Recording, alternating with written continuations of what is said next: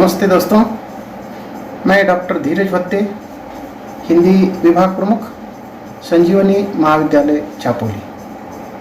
आज के इस ऑनलाइन ताशिका में आप सभी का हार्दिक स्वागत है। बीए प्रथम वर्ष ऐच्छिक हिंदी पाठ्यक्रम के अंतर्गत नाटक तथा एकांकी इस चौथे प्रश्न पत्र में रामनरेश त्रिपाठी जी का एक चर्चित एकांकी बा और बापू को देख रहे हैं। इसके पूर्व की ताशिका में हमने रामनरेश त्रिपाठी के जीवन चरित्र को, उनके साहित्य तथा साहित्यिक विशेषताओं की हमने चर्चा की थी। आज के इस ताशिका में हम बा और बापू इस एकांकी की चर्चा करते हैं।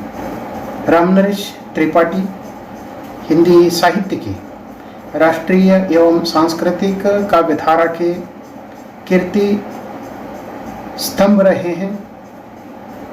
देश भक्ति का जो जज्बा है उनको अपने पिता से ही मिला था। कई बार देश की आज़ादी के लिए वो जेल भी गए थे। स्वातंत्र्य प्राप्ति आंदोलन में महात्मा गांधी के कदम से कदम मिलाकर उनका उन्होंने सहयोग दिया है। इस तरह रामनरेश त्रिपाठी आज़ादी की लड़ाई में शारीरिक दृष्टि से सिपाही थे, तो साहित्यिक क्षेत्र में वे कलम के सिपाही थे। जिनका साहित्यिक जो योगदान है उसकी चर्चा इसके पूर्व की ताशिका में हमने की थी। आज हम बा और बापू की चर्चा करने वाले हैं। रामनरेश त्रिपाठी मूलतः छायावादी कवि रहे हैं। देशभक्ति और राष्ट्रीयता उनके साहित्य की प्रमुख प्रवृत्ति रही है। बा और बापू इनका एक महत्वपूर्ण एकांकी संग्रह है। इस एकांकी संग्रह में कुल 5 एकांकियों का समावेश है। इस संग्रह का प्रथम एकांकी बा और बापू अर्थात ही कस्तूरबा और महात्मा गांधी रहे हैं। बा और बापू एक सच्ची घटनाओं के आधार पर लिखी गई एकांकी है और इस एकांकी में रामनरेश त्रिपाठी जी ने कस्तूरबा और महात्मा गांधी जी के जीवन की सच्ची घटनाओं पर आधारित ये एकांकी लिखा है। तो इसमें दक्षिण अफ्रीका के और गुजरात की सत्याग्रही आंदोलनों की जो घटना है उन घटनाओं के माध्यम से बा और बापू का चरित्र प्रस्तुत किया है। बापू को सरकार जिस समय जेल में डालती है उस समय बापू की गैर हाजिरी में बा अर्थात कस्तूरबा सत्याग्रहियों की सहायता करती है। 101 डिग्री बुखार होने के बाद भी वह आराम करने के बजाय उस गांव में पहुंच जाती है जहां के किसान और वहां के बहने देश की खातिर सरकार से वह लड़ रहे हैं। बापू का विरोध करने वाले युवक भी जो बा है कस्तूरबा उसकी वह सहायता करते हैं और सद्व्यवहार के आगे हार मानकर अपने घर वापिस जाने का निश्चय करते हैं। छोटे बड़े काम के प्रति जो लगन है वह विशेषकर महात्मा गांधी में देखने को मिलती है। साथ ही कस्तूरबा जी के हृदय में भी इस प्रकार की जो सहायता है या सद्व्यवहार है हमें देखने को मिलता है। इन दोनों का जो चरित्र है हमारे सामने प्रस्तुत हो रहा है। हम जब इस एकांकी की चर्चा करेंगे दोनों के जो व्यवहार है, दोनों के जो चारित्रिक विशेषता हैं वह हमारे सामने उपस्थित होने वाली है। तो इस प्रकार ये जो छोटे बड़े काम के प्रति उन दोनों की लगन, दिन रात की मेहनत, आलस्य का त्याग और सत्याग्रही और विनोदी स्वभाव, इस प्रकार की कई सारी जो विशेषताएं हैं इस एकांकी के माध्यम से हमारे सामने उपस्थित होने वाली है। तो हम इस एकांकी की चर्चा करते हैं। बा और बापू दक्षिण अफ्रीका और गुजरात सत्याग्रही आंदोलन की सच्ची घटनाओं के आधार पर लिखी हुई राम नरेश त्रिपाठी की एक महत्वपूर्ण एकांकी है। बा और बापू एकांकी के अंतर्गत कुल मिलाकर 8 चरित्र हैं। इन 8 चरित्रों के माध्यम से इस एकांकी में 4 दृश्य हैं। तो इन 4 दृश्यों के और 8 एक पात्रों के माध्यम से बा और बापू की चारित्रिक विशेषता को हमारे सामने उपस्थित किया है। इस एकांकी के जो पात्र हैं उन पात्रों का हम सर्वप्रथम परिचय देखते हैं। सबसे पहला जो पात्र है वह कस्तूरबा है, जिनका परिचय कराने की आवश्यकता नहीं है। हम जानते हैं कि महात्मा गांधी जी की वह पत्नी है। बापू जो महात्मा गांधी एक जनप्रिय नाम है, उनका भी परिचय देने की आवश्यकता नहीं है। उसके बाद इस एकांकी में जो 2 अलग अलग स्थानों पर घटित घटनाओं का चित्रण है, एक तो दक्षिण अफ्रीका और दूसरा गुजरात है। तो इस एकांकी के जो पात्र हैं कुछ दक्षिण अफ्रीका के हैं, कुछ गुजरात के हैं। तो इन 2 चरित्रों के बाद तीसरा जो चरित्र है अंग्रेज मित्र हैं, उसके बाद जर्मन मित्र, उसके बाद थम्बो, उसके बाद अंग्रेज स्त्री,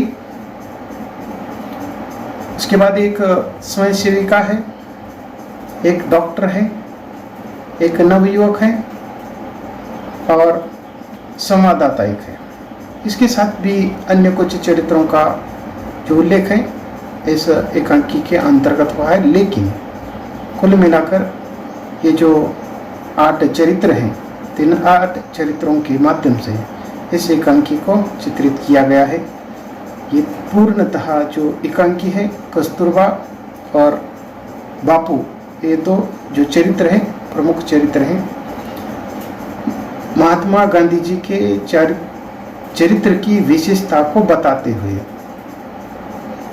एकांकीकार ने कस्तूरबा जी के चरित्रों की जो विशेषता हमारे सामने उपस्थित की है।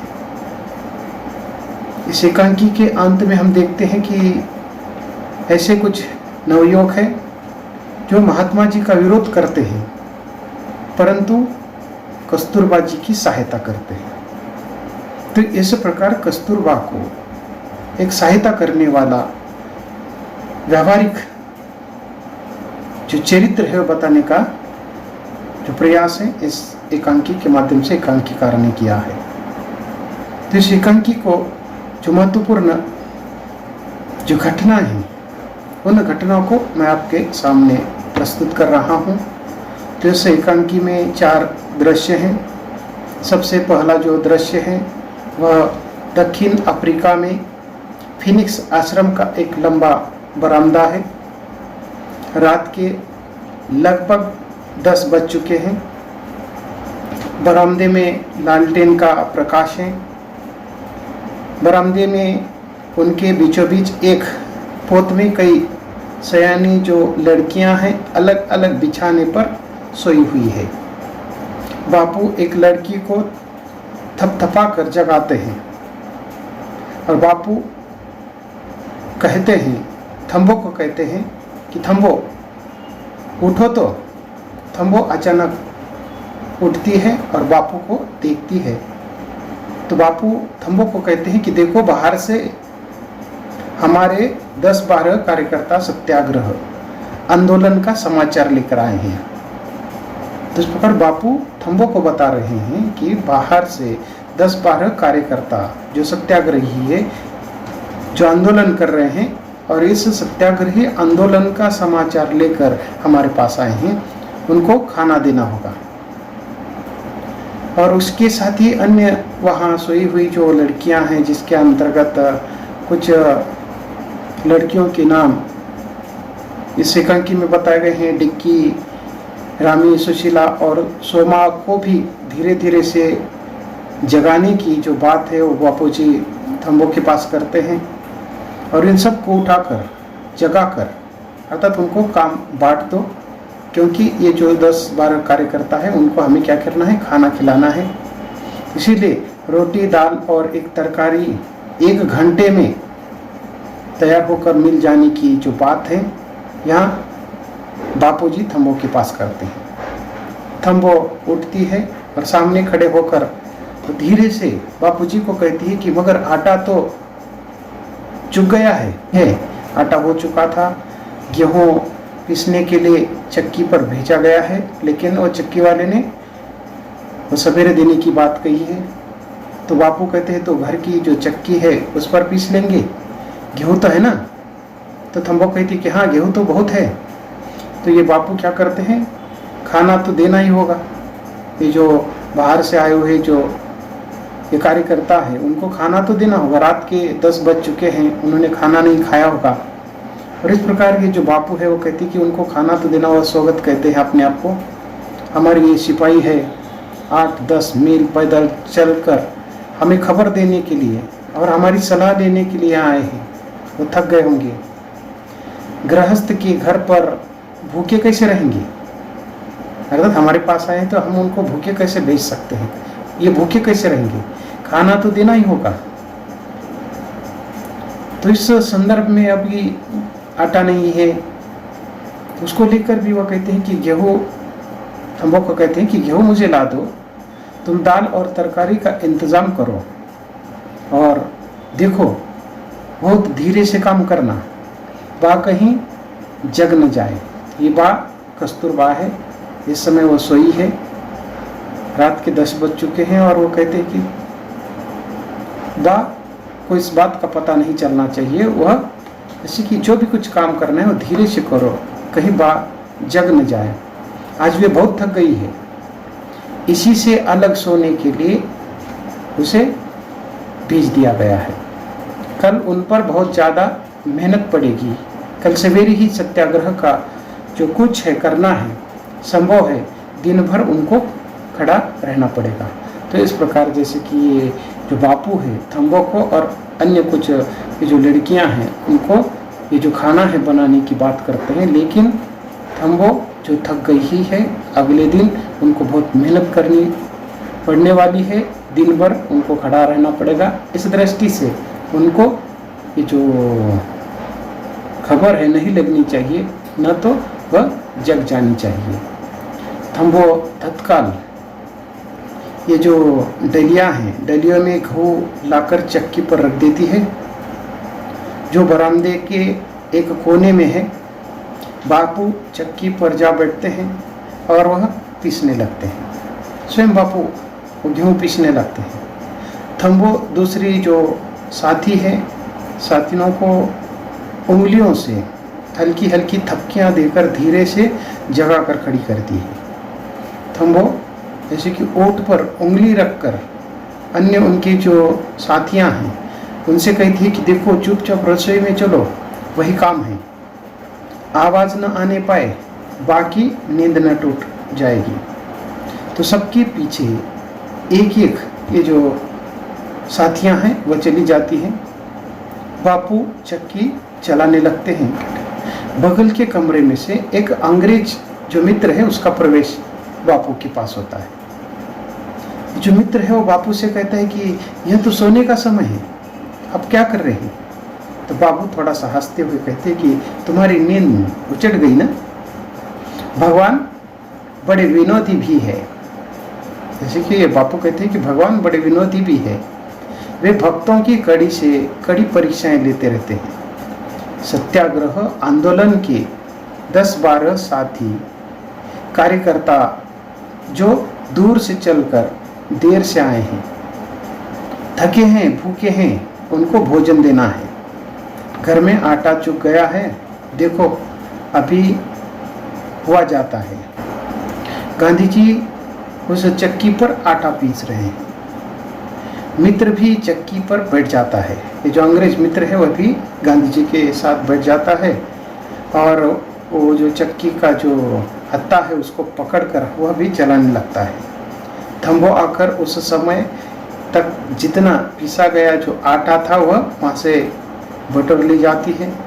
बहुत मोटे एक दूसरे जो जर्मन मित्र है उसका भी वहाँ प्रवेश हो जाता है और वह कहता है कि ये क्या हो रहा है। तो बापू थोड़ा सा ठाका मारकर, क्योंकि वह विनोदी है और इसके माध्यम से वो किस प्रकार की विनोदी व्यक्ति है उसका भी पता हमें चलता है। तो ये बापू उस जर्मन मित्र को कहते हैं कि खुदा की चक्की 24 घंटे चलती है, चलती चक्की देख कर दिया कबीरा रोए, दो पाटों के बीच में साबित बचा न कोई। इस प्रकार ये जो कबीर का जो दोहा है वह उनको सुनाते हैं। इसका अर्थ उनके समझ में न आने पर ये जर्मन मित्र बापूजी से कहते हैं कि इसका क्या अर्थ है। बापूजी अंग्रेजी में उसे अर्थ समझाते हैं। जर्मन मित्र हैं वो बापूजी से कहता है कि अच्छा अब मुझे दे दो, हम दोनों पीसते हैं। एक तरफ अंग्रेज मित्र हैं और दूसरी तरफ जर्मन मित्र हैं, दोनों उनकी सहायता करने के लिए यहाँ आ जाते हैं। बापू हंसकर कहते हैं कि वाह, मैं घर का मालिक हूँ, मेहमान मेरे हैं, उनकी सेवा के सारे काम मुझे ही करना चाहिए। हाँ, तुम मदद कर सकते हो ताकि काम जल्दी हो जाए। मैं थकूंगा तो तुमको दे दूंगा। इस प्रकार वो जो गेहूँ हैं चक्की पर पीस रहे हैं और इस प्रकार ये जो जर्मन और अंग्रेज मित्र उनकी सहायता करने के लिए आते हैं। तो ये जर्मन मित्र भी उनकी सहायता करना चाहता है, परंतु ये जो गांधी जी हैं वह कहते हैं कि घर मेरा है, मैं घर का मालिक हूँ, मेरे पास मेहमान आए हैं तो उनकी सेवा करना मेरा काम है, तुम्हें मदद करनी है तो कर सकते हो ताकि जल्दी काम हो। जब मैं थक जाऊंगा तो तुमको मैं बोलूँगा। तो ये जो अंग्रेज मित्र हैं वहाँ खड़े खड़े ही अपने आप वो कह रहा है, गांधी जी इस प्रकार ये चक्की पर गेहूँ पीस रहे हैं और जर्मन और अंग्रेज मित्र उनकी सहायता करने के लिए गए हैं, तो वो कह रहे हैं कि मैं थकने के बाद तुमको बोलूँगा। तभी अंग्रेज मित्र अपने आप कहता है कि गांधी जी भी क्या विचित्र पुरुष हैं, आलस्य तो उनको छू नहीं गया। काम छोटा हो या बड़ा सबको समान लगन से करते हैं और नीरस काम को भी वे अपने विनोदी स्वभाव से उसको सरस बना देते हैं। तो इस प्रकार ये जो गांधी जी का जो चरित्र है किस प्रकार का है, तो इस अंग्रेज मित्र के माध्यम से उनका जो स्वभाव है, उनकी चारित्रिक जो विशेषता है वह यहाँ हमारे सामने उपस्थित होती है। और ये जो अंग्रेज मित्र है वो कह रहे हैं कि कैसे विचित्र पुरुष है ये, उनको आलस्य छू तक नहीं रहा है, कभी भी उनको इस प्रकार आलस्य के साथ नहीं देखे हैं, उनके पास ये आता ही नहीं है। काम कौन सा भी हो, छोटा हो या बड़ा हो, समान लगन से करते हैं, लेकिन सभी को समान महत्व देते हैं। कोई भी एकाध नीरस भी काम हो तो वह अपने विनोदी स्वभाव से उसको सरस बनाते हैं। उसी समय ये जो थम्बे है पुनः वहाँ आती है और पिसा हुआ जो आटा है वहाँ से बटोर ले जाती है। अंग्रेज मित्र की नौजवान जो पत्नी अंग्रेज स्त्री है उसका वहाँ प्रवेश होता है और ये स्त्री भी हंसती हुई यहाँ आ जाती है और वो कहती है कि ये क्या हो रहा है। तो बापू कहते हैं कि तुम्हारी भी नींद चली, हंसते हुए कहते हैं। तब जर्मन मित्र कहता है अंग्रेज से कि तुम थक गए होंगे, मुझे दे दो। तो इस प्रकार ये जो बापूजी और ये जो अंग्रेज मित्र है दोनों ये चक्की पीस रहे हैं। उसी समय ये जर्मन मित्र कहता है कि तुम थक गए होंगे, अंग्रेज मित्र को कह रहे तुम भी थक। गांधी जी को उन्होंने कहा तो वो कह रहे कि मैं थकने के बाद दूंगा, लेकिन ये जो जर्मन मित्र है अंग्रेज मित्र से कह रहा है कि तुम थक गए होंगे, मुझे दे दो। तो बापू उस स्त्री के सामने कहते हैं कि स्त्री की मौजूदगी में ये थकना स्वीकार कैसे करेंगे। तो इस प्रकार ये जो अंग्रेज मित्र यानी कि उस स्त्री के पति गांधी जी के साथ अर्थात ये चक्की पीसने का काम कर रहे हैं और बापूजी थोड़ा सा हंसते हुए विनोदी स्वभाव को वह इस विचार के माध्यम से वह हमारे सामने उपस्थित होते हैं। और वो कहते हैं कि स्त्री की मौजूदगी में ये थकना स्वीकार कैसे करेंगे, और सब लोग वहाँ के हंसते हैं। थम्बो पुनः आती है, पिसा हुआ आटा बटोर ले जाती है। अंग्रेज स्त्री पति के कंधे पर उंगली से छूकर इशारा करती है। पति वहाँ से उठ जाता है। स्त्री उसकी जगह बैठकर बापू के साथ चक्की चलाने लगती है। हंसने की आवाज़ सुनकर पांच सात स्त्रियां और छोटी बड़ी कई लड़कियां आसपास जमा हो जाती है। सब बापू को देखकर मुस्कुराने लगती है और उनके साथ बा का भी प्रवेश होता है, उनकी कस्तूरबा का भी प्रवेश होता है। और बा कहती है कि ये क्या हो रहा है। तब बापू कहते हैं, क्या तुम भी अभी तक सो रही हो। बापू जोर से हंसते हैं। तब बा कहती है, यह काम तो मेरा था, मुझे जगाए क्यों नहीं। बापू कहते हैं कि इतनी जल्दी, शाबाश, अभी तो तुम आटा ले जा रही हो ना। वहाँ थम्बो आती है और बापूजी से बताती है कि बा ने तो तरकारी बना दी है, पकौड़ियाँ भी बना दी, इतने में दाल तैयार हो गई, आधे आटे की रोटियाँ भी बन गई है, मेहमान जाने लगेंगे तब तुम उन्हें ताज़ी रोटियाँ देती जाएगी, थालियाँ लगा दी गई है। तो इस प्रकार की पूरी तैयारी होने की जो बात है वो थम्बो बापूजी से बताती है। बापू कहते हैं, क्या बाहर रसोई में से आ रही है। थम्बो कहती है कि बात तो चक्की चलाते ही रसोई में जा पहुंच चुकी थी। तब ये बापूजी कहते हैं कि बाकी और स्नेह पूर्ण दृष्टि से देखकर तुमको शरीर का ध्यान रखना चाहिए। बापू बा से कहते हैं कि तुम्हें शरीर का ध्यान रखना चाहिए। तब बा कहती है कि तुम जितना ध्यान रखते हो मैं तो उससे अधिक ही रखती हूँ। तब बापू थम्बो से कहते हैं कि अच्छा, थोड़ा सा तो ये जो गेहूँ है थोड़ा सा है और इसको पूरा करके मैं उठता हूँ। थम्बो वहाँ से चली जाती है। वहाँ श्री पोलक नाम के एक व्यक्ति आते हैं और बा और बापू से वो कहते हैं कि आपने इस मित्र को ही गीत सुनाने को क्यों कहा। जर्मन मित्र की ओर देखकर बा मुस्कुराती है और बापू हंसकर जर्मन मित्र की ओर देखकर कहते हैं कि इनको एक ऐसी स्त्री मिल जाए तो इनकी जो मोटाई है बच जाए। तो इस प्रकार जो जर्मन मित्र हैं वह अविवाहित है, थोड़ा सा मोटा है और उनको थोड़ा सा विनोद करते हुए इनको एक ऐसी स्त्री मिल जाए, इनकी जो मोटाई है वो पच जाए। दोनों मित्र और सब स्त्रियां खूब हंसती है। बा कहती है, अच्छा गेहूँ तो खत्म हो गया है, तुम जाकर मेहमानों को ले आओ, तब तक मैं आटा बटोर लेती हूँ।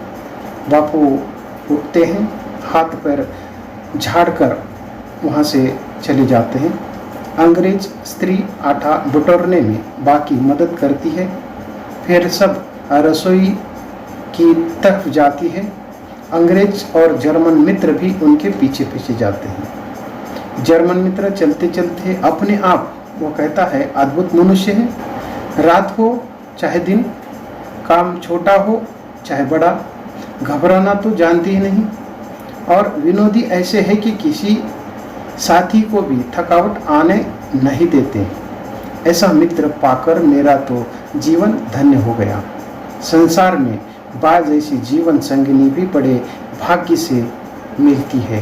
तो इस प्रकार बापू जी का ये जो स्वभाव है, उसकी स्वभाव की जो विशेषता है, जर्मन मित्र के इस संवादों के माध्यम से हमारे सामने उपस्थित होते हैं कि बापू जी कैसा अद्भुत आदमी है। रात हो या दिन हो थकता ही नहीं है और काम कौन सा भी हो, छोटा हो या बड़ा हो, अर्थात किसी भी प्रकार के काम को घबराते नहीं है। और विनोदी तो ऐसे हैं कि जैसे उनके साथ वाले व्यक्ति को अर्थात थकावट आती ही नहीं है।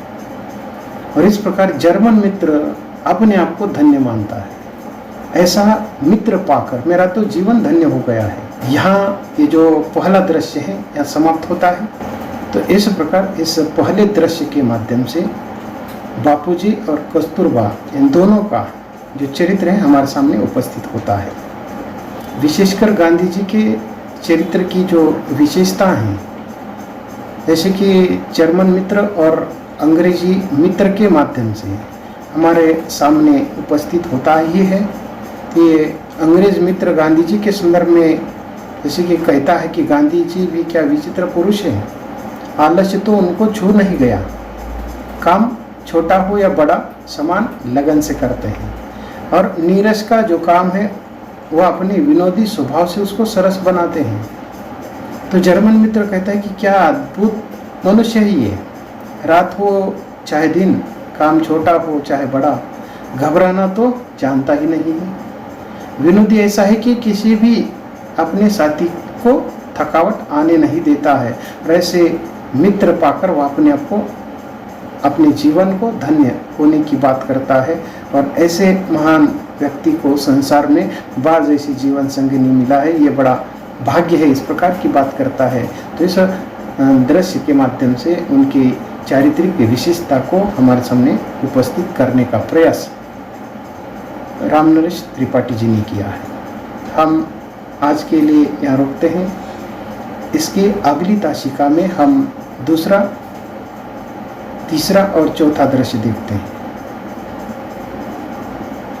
धन्यवाद।